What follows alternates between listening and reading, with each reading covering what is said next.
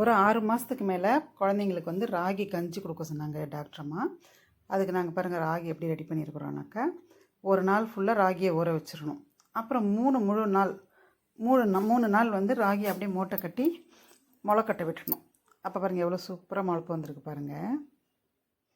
நல்லா சூப்பராக முளைச்சி வந்திருக்கு ராகி. இதை என்ன பண்ணால் நல்லா உடச்சி நல்லா கட்டி மாதிரி நல்லா அது செடி முளைப்பு வரவும் நல்லா இறுகி பிடிச்சிக்கிச்சு. இதை அப்படியே தூளாக உடச்சி விட்றணும். நல்லா உடச்சி விட்டுட்டு எனக்கு அப்படியே நீங்கள் வச்சிங்கன்னா பூசம் பிடிச்சிடும், வேஸ்ட்டாக போயிடும். நல்லா அப்படியே உதுத்து விடணும். உதுத்து விட்டு நிழல்லையே ஒரு 2-3 நாள் வச்சுருந்திங்கன்னா நல்லா காஞ்சிரும். நல்லா பரவலாக உதிர்த்து விட்டுடணும்.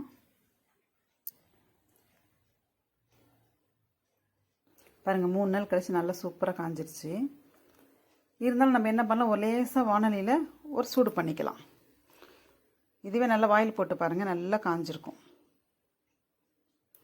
3 நாள் நாங்கள் வந்து நிழல்லையே தான் வச்சுருந்தோம், நல்லா காஞ்சிருச்சு. இருந்தாலும் கொஞ்சம் கொஞ்சமாக ஒரு கைப்பிடி அளவுக்கு ஒன்றா போட்டு வறுக்க வேண்டாம். ஒரு கைப்பிடி அளவு போட்டு ஒரு 2 நிமிஷம் வறுத்து எடுத்திங்கன்னா சூடு வந்தால் போதும்.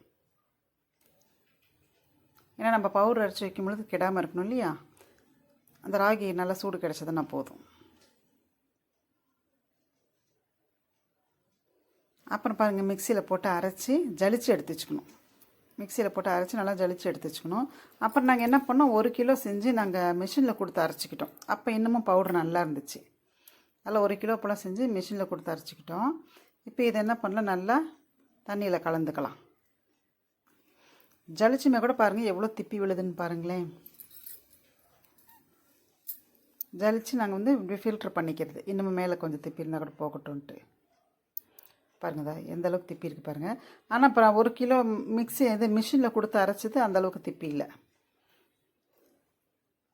இப்போ இது நல்லா தண்ணி விட்டு நல்ல 1 டேபிள் ஸ்பூன் அளவுக்கு சேர்த்து அதுக்கு நல்லா 1 கப் அளவு தண்ணி விட்டு கொஞ்சம் நேரம் சிம்லேயே வச்சு மீடியம் ஃப்ளேமில் வச்சு அப்படியே கொதிக்க விட்டோம்.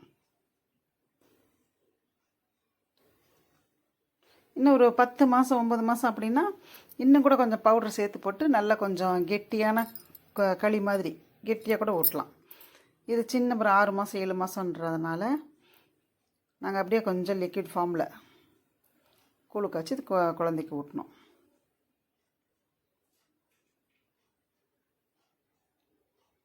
நல்லா கொதிக்க வச்சிடணும் ராகியை. இப்போ இந்த மாதிரி ஃபீடிங் பாட்டில் கிடைக்கிது. முன்னாடி வந்து சிலிக்கான் ஸ்பூனோட, சில்வர் ஸ்பூன்னா குழந்தைங்களுக்கு வந்து